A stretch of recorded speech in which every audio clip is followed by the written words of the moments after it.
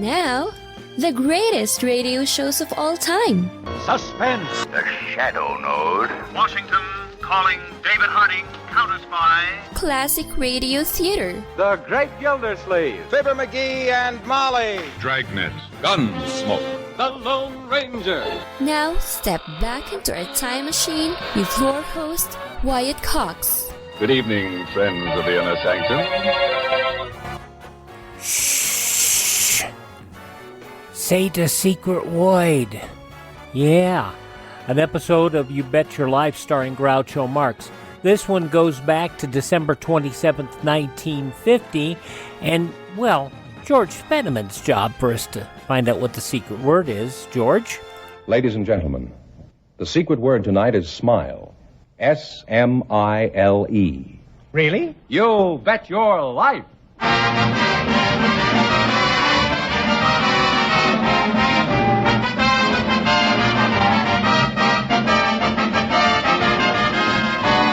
The more than 3,000 DeSoto Plymouth dealers of America present Groucho Marx in You Bet Your Life, the comedy quiz series produced and transcribed from Hollywood.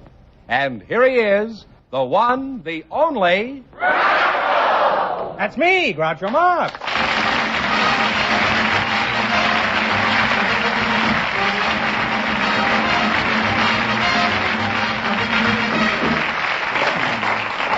Let's not overdo it now. Well, here I am again with $2,500 for one of our couples tonight.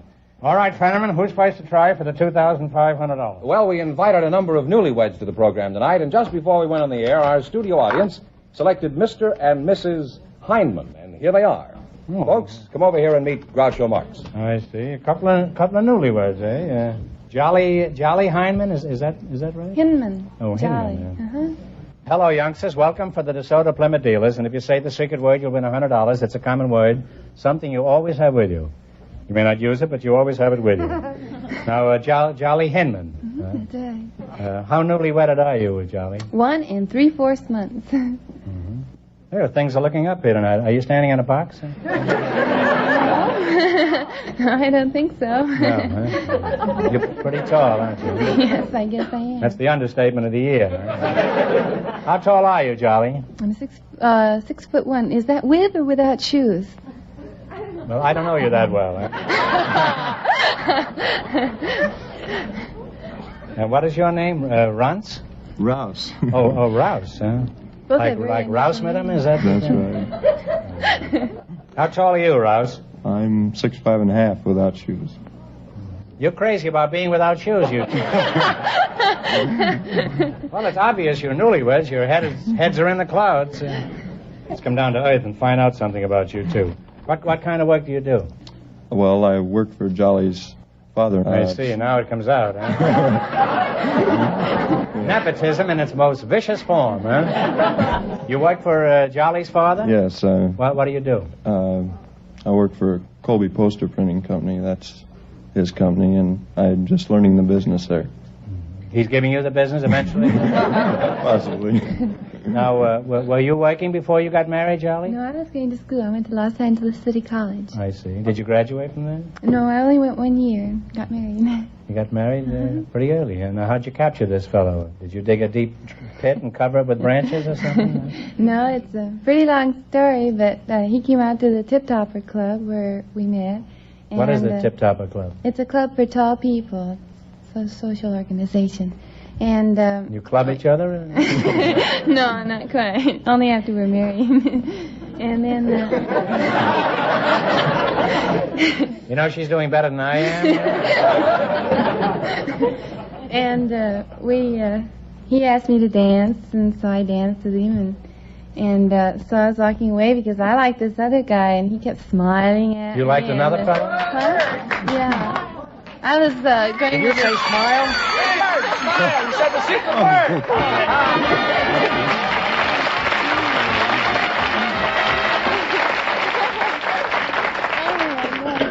1 year in high school, and already she's got $100. Okay, now you were at this club, and you were dancing with another chap? No, I was dancing with Rouse, and Rouse called me up the next day and asked me to go to a show and out to dinner.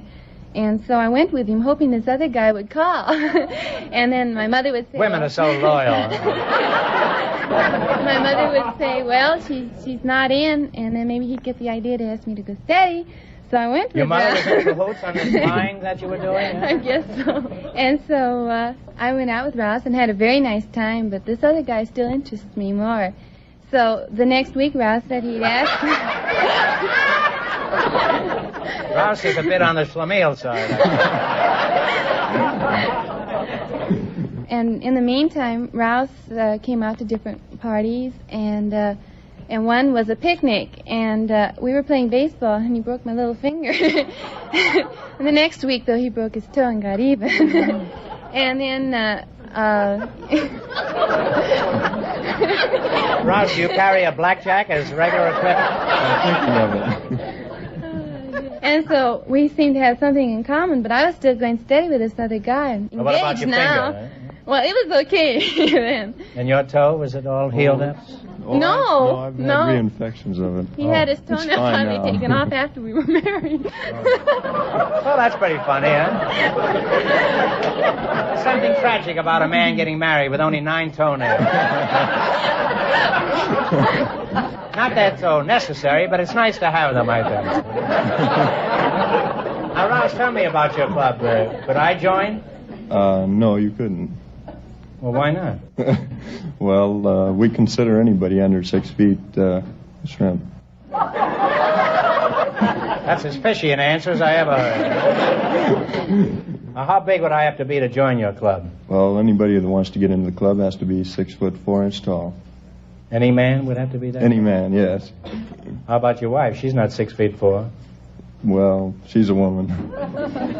That's true. It never occurred to me.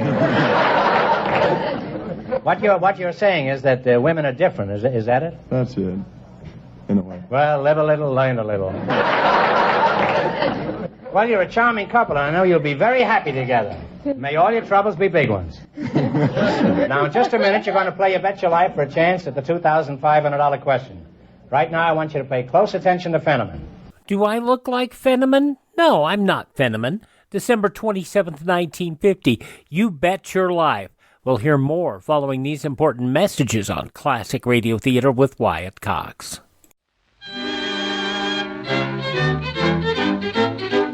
And here's the Cinnamon Bear. The oldest known children's Christmas cereal in radio history, the Cinnamon Bear, featuring some of the most popular actors in radio history, including Elliot Lewis, Joseph Kearns, Verna Felton, Lou Merrill, Frank Nelson, Howard McNear, and child actress Barbara Jean Wong.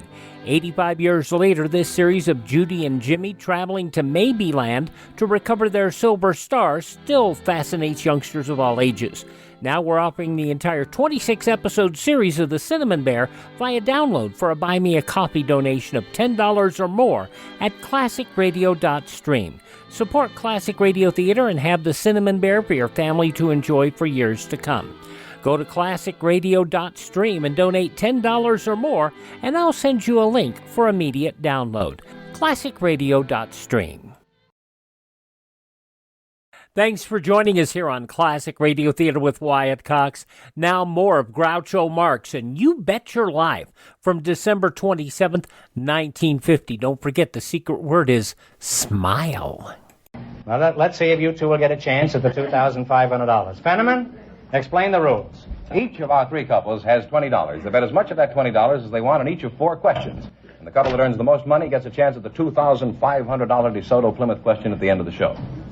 Is that clear? Fine. Okay, here we go. Let's see how high I can build you $20. You selected familiar movie roles. Now, here's your first question. How much of the 20 will you bet? 13? 13, Yeah, I think that'll be 13. Yeah. Who played Andy Hardy in the series of that name? Mickey Rooney? Mickey Rooney is right. How is Fenneman going to figure up how much money they got? I have no idea either. Fenneman is accustomed to dealing in round numbers. I'm sorry. I got the first one, though. Now, how much have they got? $33. You're the Einstein of the West, Fenneman. Remember, you're going for $2,500 tonight. Now, how much of the $33 will you bet on your second question? What do you think? Oh, to be 6 foot again.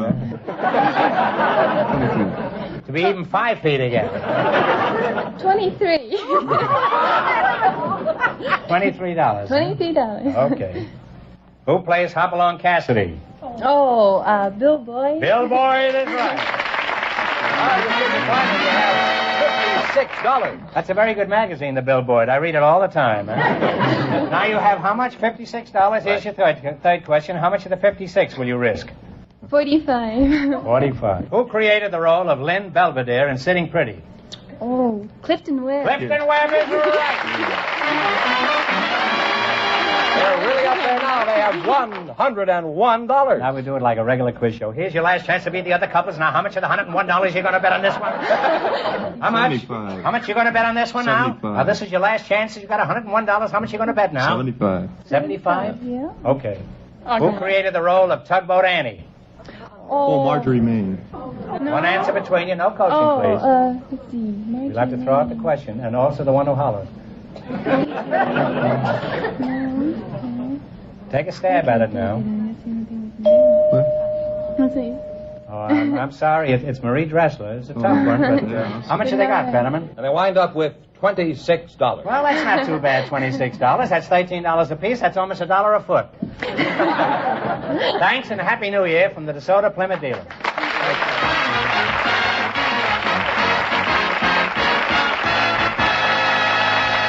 Well, Groucho, the secret word is still smile. Still smile. And just before we went on the air, our studio audience selected a fish dealer and a housewife to be on the program. And here they are, Mrs. Jean Gillen and Mr. Jack Berger.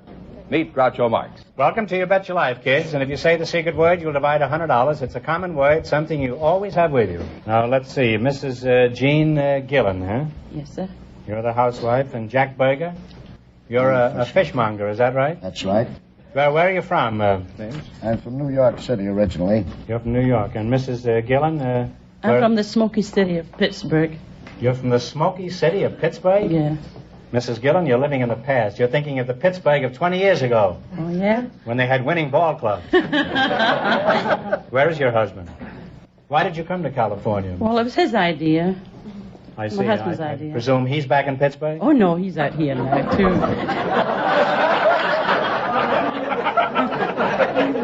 What does your husband do for a living?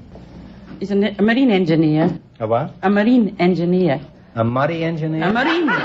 Oh, marine engineer. Yeah. Oh, marine engineer, huh? You're Scotch, huh? I sure am. Oh, sure. Now I recognize the dialect. He's a marine engineer, and where does he operate? Well, he's not working at it now, but he used to go to sea for quite a number of years. He was at sea. What did he go to see? Do you remember? Yeah, just to see what he could see.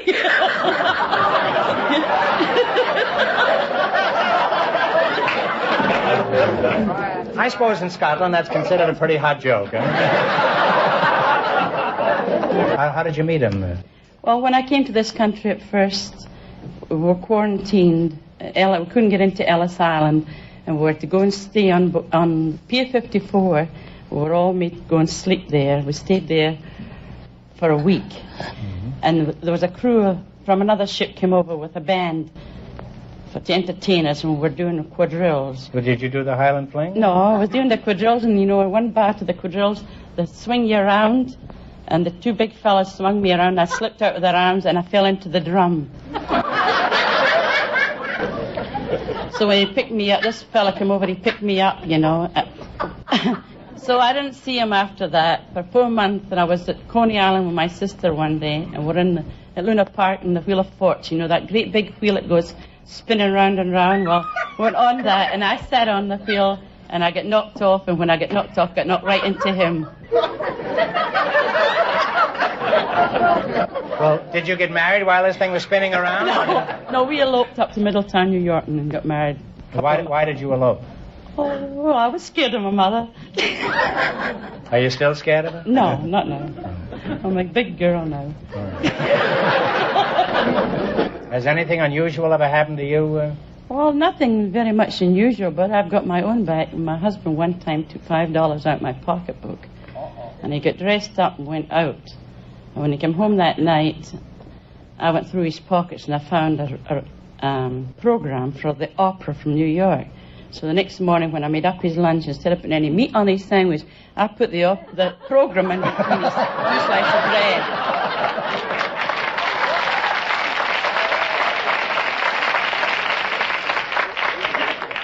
that's not a fish story, but it's a good meat story. Now, what fish market do you work for, Mr. Berger? Jack's Fish and Poultry Market. Now, tell me, do fish have any special value as food? For example, are they packed with vitamins? They are, and they are considered a brain food. Seems to me if a fish had any brains, he'd still be in the water. What specifically, where do you get your fish? And don't say out of the specific either. Huh? Well, we get our fish from many states. We get fish from Maine, from the state of Washington, from Massachusetts. Boston, Massachusetts? Oh, yes. A lot of fish from Boston. A lot of fish from Boston. Do they swim here by themselves? No. Be pretty tired by that. How do they get here? Huh? Well, fish from Boston, we fly. We bring them that's through flying the air. fish. Isn't it pretty expensive to fly your fish out here from Boston? Well, it's pretty expensive, but it'd be more expensive to go to Boston than get it yourself.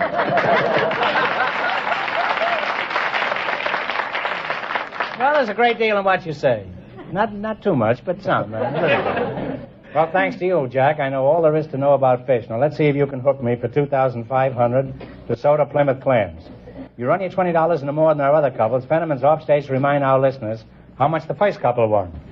The newlyweds won $27. Here we go. Now, let's see how high I can build you $20. You selected famous words. Now, here's your first question. How much will you bet?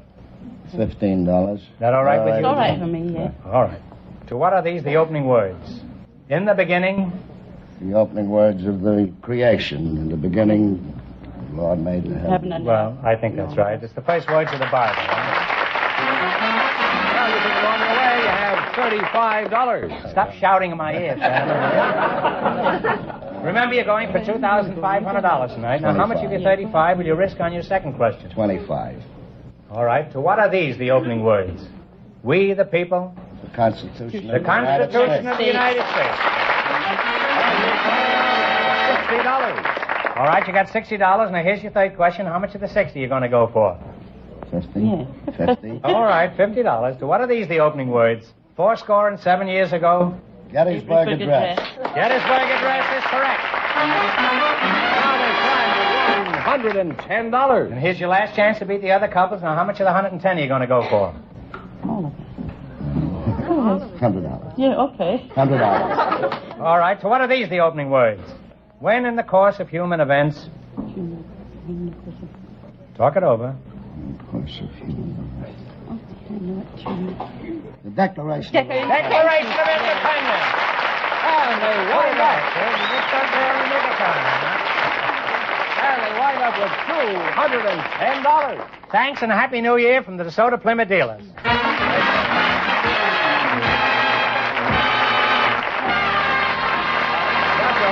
The secret word is still smile. Still smile. Still huh? smile. And we Okay. invited some college football players to the program tonight. And just before we went on the air, our studio audience selected Paul McMurtry. His partner is a judo expert, June Tegner. And here they are. Folks, I'd like you to meet Groucho Marx. Right up here, please. Well, welcome to You Bet Your Life. And if you say the secret word, I'll split $100 between you. It's a common word, something you always have with you. June Tegner, you're the judo expert? Yes. What is judo? Well, it's the art of self-defense.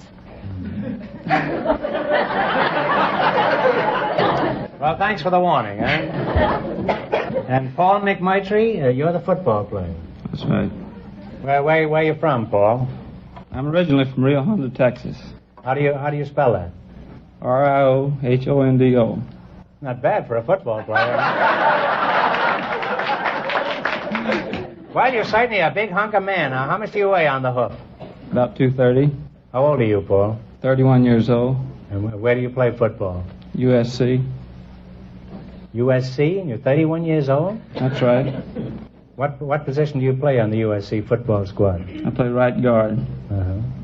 Why do you play that? That's where the coach puts me. What do you want to be when you graduate from college, if you ever do? I like to be a football coach. Well, how come you're in college at this age? Isn't that rather unusual to be there at that age? Well, you don't look dumb. I spent 8 years in the Navy. Oh, you didn't say that, huh?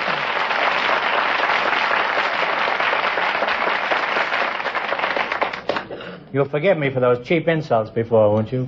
Sure thing. You better, huh? June, let's talk about judo, eh? What does judo mean in Japanese? Well, judo is Japanese. In English, it means soft way. The soft way? And what is the soft way? What can you do to a man with judo? Well, you can throw him or break his arm or stun him or knock him out or kill him, anything you want to do. And that's the soft way? I won't ask you what's the hard way. Eh? Do you have a job, June? Oh, yes. I teach at the National Judo Association in Hollywood on the Sunset Strip. It's the oldest school in this country. It is, huh? Is it old enough for him to get in? June, do you think a knowledge of judo would help our football hero here out on the field? Well, it may not help him out on the field, but it would certainly help him off the field. Well, you'd have to have some kind of help off the field, I guess. Could you use her on your football team? You sure could. It would never work. I never saw a football game where both teams were chasing the same player. Oh, from December 27th, 1950, Groucho Marx and You Bet Your Life here on Classic Radio Theater with Wyatt Cox. We'll have the conclusion along with another episode of Captain Midnight coming up shortly.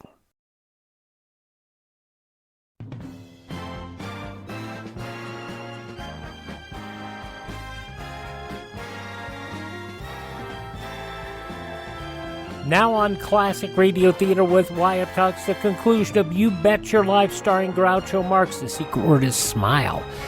From December 27th, 1950. Well, June, in your work as a judo instructor, has anything embarrassing ever happened to you? Well, yes, a lot of things, but, there's one. One specifically that you could tell us about? Well, I was in the show with my sister once. And, in a show? What kind of a show? A movie theater. And there was a masher sitting alongside of me, and he puts his arm around me.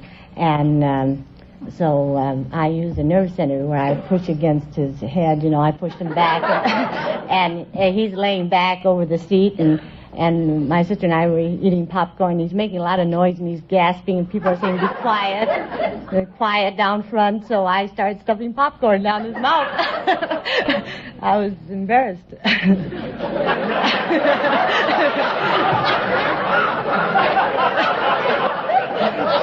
Well, that's very interesting. What was the name of the picture? Do you remember? Was it Great Expectations? What, was it buttered popcorn? Salted. I think that's the best kind to strangle a man with. Well, it's been very interesting having you two here tonight.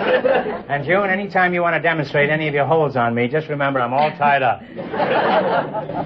Now you're going to play Your Bet Your Life. You beat our other two couples, you'll get a chance at the $2,500 DeSoto Plymouth question. The fish dealer and the housewife are ahead with $210.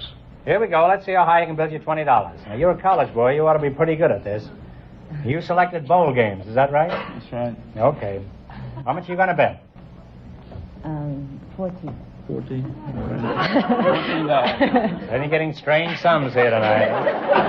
This is all a plot against you, Fenneman. I'm sure it is. All right. You're going to bet $14. In what city is the Sugar Bowl game played? The Sugar Bowl game. New Orleans, Louisiana. New Orleans is right. $24. Remember, you're going for $2,500 tonight. Now, how much of the $24? You did a masterly job there. Huh? How much have they got? $24. That's all they've got? I told you Fenneman couldn't count, huh? I've been watching him for years up here. 14 and... You're right. $34. Isn't it pitiful? There's a grown man with 3 children. He can't count up to 34. Huh? All right, you're going to bet how much? 29. 29? Fenneman, they're after you tonight. You better start figuring now, huh? 29? Yes. Where is the Cotton Bowl game played? Dallas, Texas. Dallas, Texas. How about 63? That's all right with me, huh? Here's your third question. How much of the 63 you're going to go for? 39. All right. Where is the Shrine East-West game played? San Francisco. San Francisco. Oh, he's finding out they have $102. You got $102, and here's your last chance to beat the other couples. How much will you bet?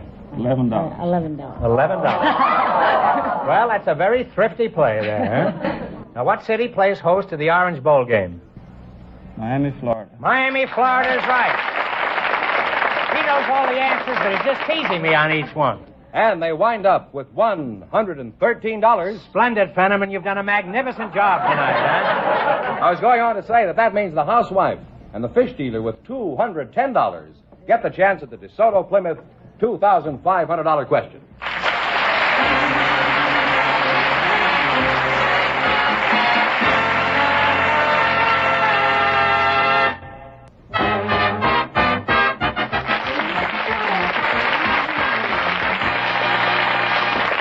And here's the housewife and the fish salesman all set for the DeSoto Plymouth big question, Groucho. Well, here's little Scotty again and the old fish man, huh? All right, now here we go for $2,500. I'll give you 15 seconds to decide on a single answer between you. So think carefully and please no help from the audience. Here it is. You got your thinking caps on? Should have. Aye.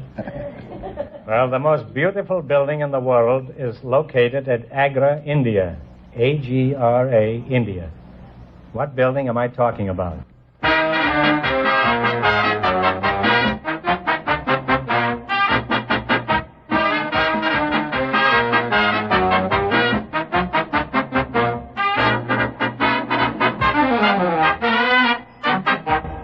Taj Taj Mahal. Mahal. Taj Mahal!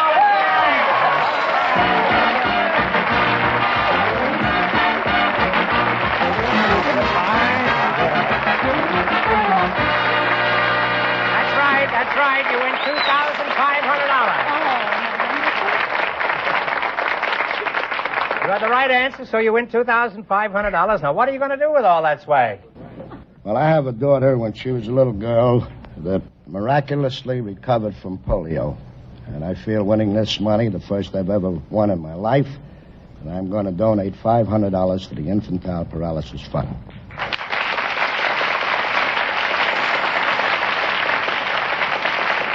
Well, thank you. That's a wonderful way to spend the money. And what are you going to do with your swag? Oh, well, I just don't know what I'm going to do. I'm so flabbergasted. Well, let's say you weren't flabbergasted. What are you going to do with the money? Well, I have a daughter just married to a GI, and he's gone to school, and I haven't seen her for a long while, and there's lots of things I can do for them. They're just starting out. That's right.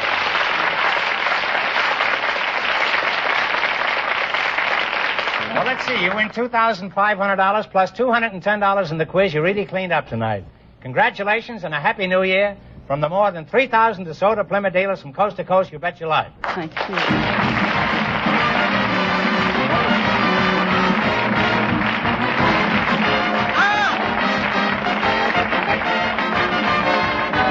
Be sure to tune in again next Wednesday night at this time for the Groucho Marx Show, when the big question will be worth $1,000. And don't miss Groucho's television show, also presented by the DeSoto Plymouth Dealers of America. And remember, all dealers who sell DeSoto also sell Plymouth, two great cars, both products of the Chrysler Corporation. And when you drive in, folks, tell them Groucho sent you. Just be sure to see your DeSoto Plymouth dealer.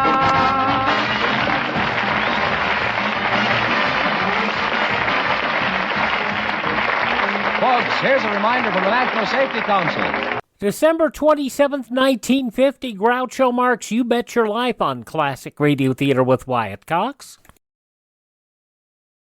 Now on Classic Radio Theater with Wyatt Cox, an episode of Captain Midnight. This episode from December 27th, 1939.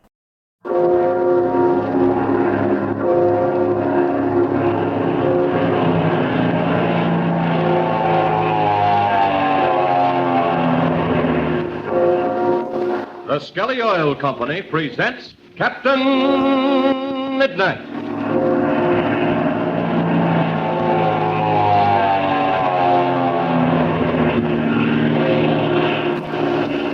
Captain Midnight, brought to you 5 times each week by the Skelly Oil Company, Skelly Jobbers and Dealers. The Skelly Oil Company, you know, was the originator of tailor-made gasoline. And now to Captain Midnight, The famous pilot, Chuck Ramsey and Ivan Shark, are all suddenly trapped in the flooded water dungeon of the old Aztec temple. Shark's plan of escape has gone wrong, and yesterday, as the water in the chamber neared the ceiling, Captain Midnight instructed Chuck to take a deep breath and to follow him. Then they dove beneath the surface, leaving Shark behind. In the meantime, above and in another part of the temple, Senor Pareda and Patsy are where Captain Midnight and Chuck left them. They're becoming terribly worried. Listen as Patsy says, I can't understand it, Senor Pareda. Captain Midnight and Chuck should have been back by this time. See me, senorita, but they have not been gone too long. Perhaps they will soon be here. But, Senor Pareda, those screams and those shots, what do you think they meant? I do not know, senorita, but El Capitan Midnight and Senor Chuck Ramsey, they will find out. Well, I do think we ought to go and look for them, Senor. Perhaps something has happened. Perhaps they're in trouble. If they have run into trouble, senorita, El Capitan Midnight can give a good account of himself, even against Von Griff and Lutro. The only one I don't think is bad is that pilot named Zollinger. He actually helped us. And as El Capitan Midnight has said, That perhaps Zollinger was being forced to fly for Ivan Shark against his will. But, gee, hadn't we better do something about Captain Midnight and Chuck? We could... Oh, look. Here comes Pinky and Slim. Oh, hi there, Patsy. Have you heard anything from Captain Midnight yet? No, Slim, and I'm getting worried about them. I think we ought to go and look for them. How long have been gone now, Senor Paredi? It ain't Senor Paredi. Get it right, can't you? It's Senor Pareda. it is about 20 minutes, Senor Pinky. Well, that ain't so long, Patsy. They hardly had time to look around yet. I don't know about that. It don't look good to me. Captain Midnight usually gets things done in a hurry. I think we ought to go and investigate. He's just a saying that to be contrary to me. No, I ain't neither. We ain't doing right by not seeing what's happened to them. There ain't nothing to that. They're all right, Patsy. Now, you just be patient, and they'll be back in a few minutes. Now, don't you be a-listening to no such talk, Senor Paredi. While Pinky and me is waiting here, and something bad's going to happen to them. Now, you just wait and see. No, they ain't neither. Please, mes senors, this is not time for the argument. I'll tell you what let's do. Let's go down this passageway just for a short distance and see if we can't find out something. If we don't, we'll come right back. Why, the great grizzly, we should have started 5 minutes ago. Come on, Pinky, you old slowpoke. And now we flash back to shortly after 12 o'clock, when the water in the underground chamber was reaching the ceiling. Lutro and Von Griff had captured Fury Shark and prevented her from opening the stone door through which Shark had planned to escape. We find them standing over Fury within sound of the waterfall. Lutro has cast the beam of his flashlight on his wristwatch. Listen as he says. It is 4 minutes after 12 on Grief. Good. They must be done for in that water chamber now. You cannot do this. You are inhuman. You are monsters. Listen to who's talking. Shut up, Senorita Shark. Von Grief. Yes, Lutro, what is it? Step this way with me. Open that door. I tell you, open that door. Shut up or I'll be forced to shoot you. What do you want, Lutro? Let us step away farther. We have another job to do now. Yes, see, mi amigo, I'm thinking of that. We want Paredes' cattle and his treasure. Or we must do... Shh, not so loud. Here, this will be all right. But speak in the low tone. All right. We've got to get Pareda and the rest of them. Come, let us go now. But what are you going to tell him? It is simple, mi amigo. We say we have come to tell El Capitan Midnight the bad news. What bad news? This bad news, that Ivan Shark and his daughter are in the temple. That's the idea. They'll think we're trying to help them. See, we make of them the friends, and they are not suspicious of us. That's the way to do it. It'll be quiet, mi amigo. Do not make the noise. What's wrong? There are the people who come this way. Do not make the noise. Yeah, how much further, Patsy? Well, just a little further, Pinky. I do not like this, mi amigos. Perhaps we should go back. Oh, shucks, we come this far, we might as well go a little further. Yes, si, senor, that would be most advisable. What's this? Quick, Slim! Get your gun up! Who is this man? Calm down, everybody. It's just a couple of friends. I know who it is. It's Von Griff and that man named Lutro. I wouldn't call them friends. Si, senorita, you are most right. We have come to help you. That sure is a good one. He tells the truth, I assure you. Where is Captain Midnight? We must see him at once. El Capitan Midnight? But we would like to... But tell me, perhaps you would know where El Capitan Midnight is. But, my dear senor, we believe El Capitan Midnight is with you. That is why we come this way. We have the important information for you. There are other people in the temple. We overheard the conversation a few minutes ago. It is between the man who stays at the Pareda Hacienda and his daughter. It is the man you call Ivan Shark. This is terrible. Why, the great wizard! Ivan Shark! Are you telling the truth? Si, senorita, we do not have the reason to deceive you. We do not like this Ivan Shark. He is the bad man. I'll say he is, and that ought to make us on the same side. But Captain Midnight said you two couldn't be trusted. See, that is what El Capitan Midnight says, and I know it to be true. You do not like me, Senor Pareda. That is why you see such things. I know you too well, Lutro. You have stolen my cattle many times. Well, if you people aren't interested in what we told you about Ivan Shark, I guess we better be moving along. Come on, Lutro. Si, mi amigo. Hey, wait a minute. We want to hear more about this here Ivan Shark. Where was it you saw him? Yes, Von Griff. Tell us where you saw Ivan Shark, because Captain Midnight is... Gosh, Patsy, you shouldn't have said this. So El Capitan Midnight has disappeared, and you are worried because he has not returned. But come, we will take you to the place. Now you're talking. Come on, let's get it going. If I ever draw a bead on that Ivan Shark, I'll knock him into Kingdom Come.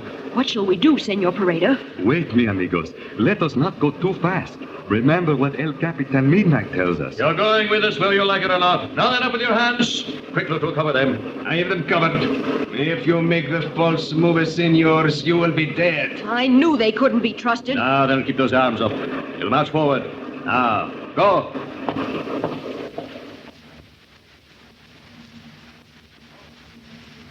Our scene now changes. You will remember that Lutro and Von Griff left Fury Shark tied hand and foot in a passageway above the water chamber. A dark figure is approaching the place where Fury Shark lies. Listen. Hey, what's that? Gardo, it is you? Oh, I'm so glad to see you. Well, what are you doing down on the Oh, floor? quickly, Gardo, we have no time to lose. Out with your pocket knife. All right. Here it is. What do you want me to do? My wrist and ankles are bound. Cut them free. All right, away. There. I've got your wrists free. There is the flashlight somewhere on the floor. Find it quickly. Yeah, I found it. Hey, who did this to you? Von Griff and Lutro. They're here in the temple. They overheard Ivan and me. Well, where's the chief? I don't know, Gardo. I'm afraid he's dead. Dead? What are you talking about? The chief ain't so easy to get. Did he have a fight with Captain Midnight? No. I think Captain Midnight and the boy Chuck Ramsey are dead also. Quick, let me have that flashlight. All right. Here it is.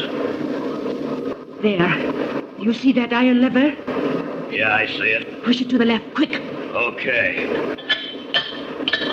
Hey, what's this thing for? I'll tell you later. Quick, follow me down these stairs. All right.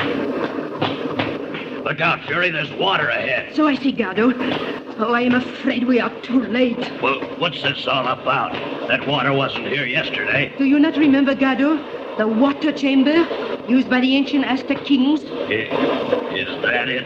Down there? Yes, Gardo. It is down there. And that is where we will find the body of Ivan Shark, our chief. Well, what was the chief doing down there? He laid a trap for Captain Midnight. But Lutro and Von Griff came along and spoiled everything.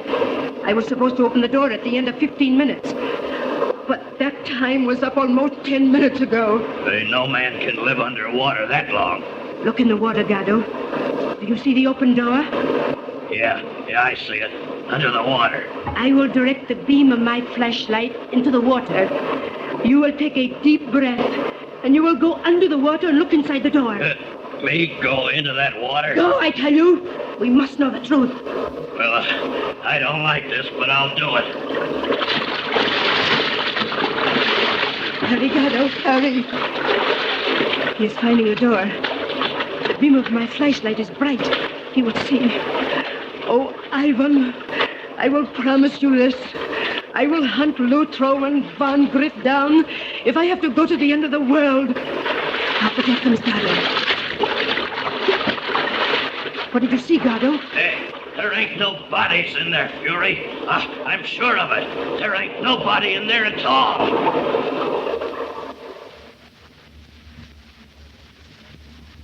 Well, can Gardo be right? Have Captain Midnight and Chuck, and Ivan Shark, too, all escaped from a terrible death? And meanwhile, what is happening to Senor Pareda, Patsy Donovan, and the old miners, Pinky and Slim?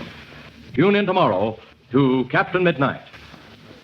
And don't forget to tune in again tomorrow, same time, same station, for further transcribed adventures of Captain Midnight, brought to you by the Skelly Oil Company, Skelly Jobbers and Dealers. Until tomorrow, this is Don Gordon, your Skelly Man, saying goodbye and happy landing!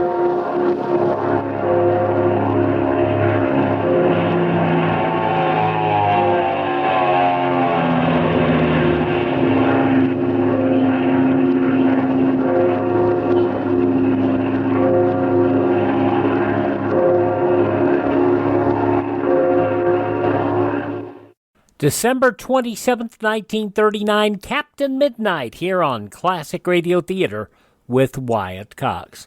Thank you so much for making us a part of your day. Would you do me a favor and thank this station and support their advertisers? It's their kindness and courtesy that allows us to be with you each and every time we roll around here on your favorite radio station. Now, if you miss a day, you don't have to miss a single show. All of our shows are available at my webpage, classicradio.stream. Stream our shows on demand. Learn about building a classic radio collection of your own.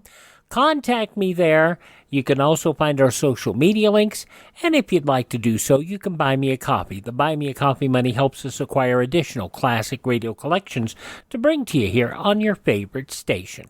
That's at classicradio.stream. Thanks for tuning in. Thank this station. Support the advertisers. Tell your friends the great radio shows are right here at this spot on the dial. Classic Radio Theater with Wyatt Cox on your favorite radio station.